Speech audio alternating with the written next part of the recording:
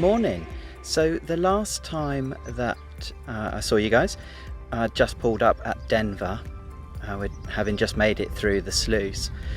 Well, I then had to go to work, and I've spent a couple of days at work. So I've had some very kind, lovely family who have now brought the boat down a little bit further on its journey. And they brought the boat down from Denver to Prickwillow, which is about an hour, 2 hours away from my home mooring.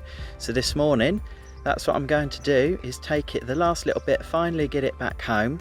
Hopefully soon I'm going to get a nice tour done for you all, so you can all see inside the boat as well. So come with me and let's see what we can see today.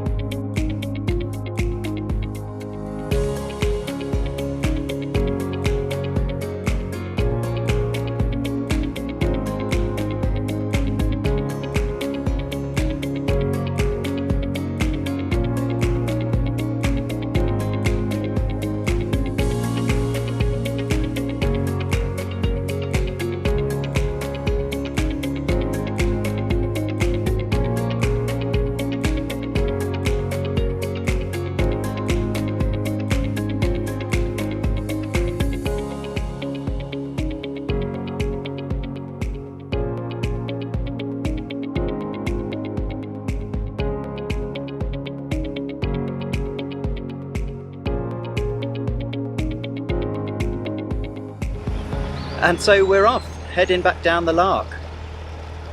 Now the strange thing about cruising the rivers, or the big difference about rivers and canals, is that on the canals you can pretty much moor up wherever you like, so long as there's space.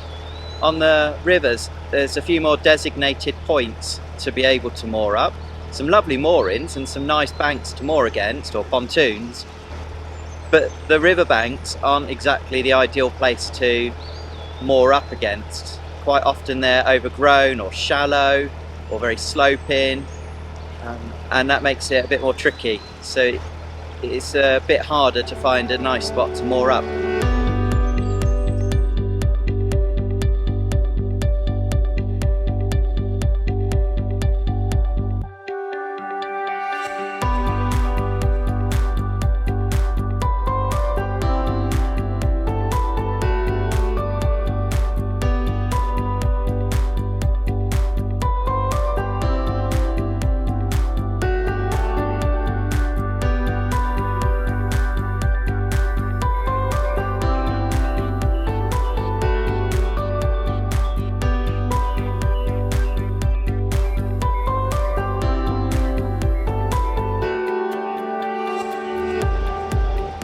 So I was a bit optimistic when I set off, and I put on just a t-shirt and my gilet. It's actually a little bit colder once you're out in the wind, so I've had to put on a jumper. And that's no easy task when your jumper is in the wardrobe at the other end of the boat and you're on your own in the middle of a river. How do you do it? Solo boaters, answers in the comments please. I just popped it into neutral and just ran as fast as I could.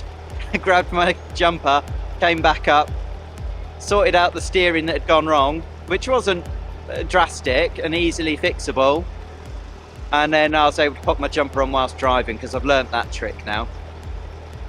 But yeah, it makes things a little bit more interesting and a little bit different when you're on your own and you haven't got anybody with you.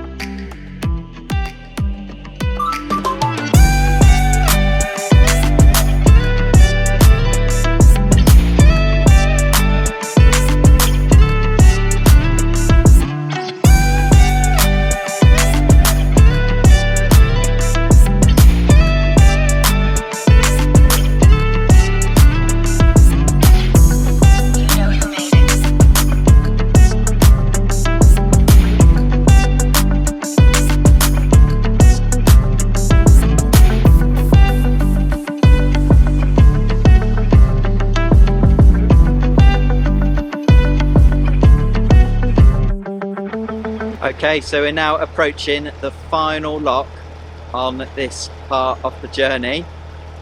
It is Isleham Lock, and we're going to be heading through and then into the marina.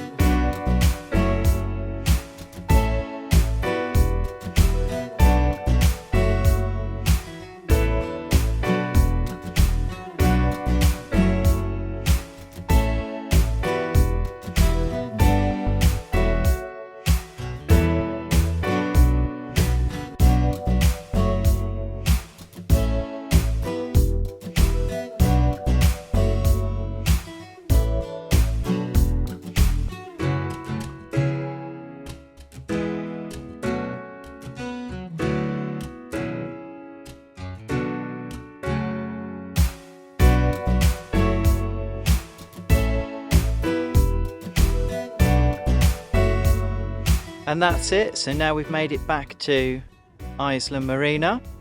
We're going to spend a few weeks here before we venture out again, and I should make another trip soon. Thank you very much for joining us on this journey. I hope you've enjoyed it as much as we have. So until next time, take care.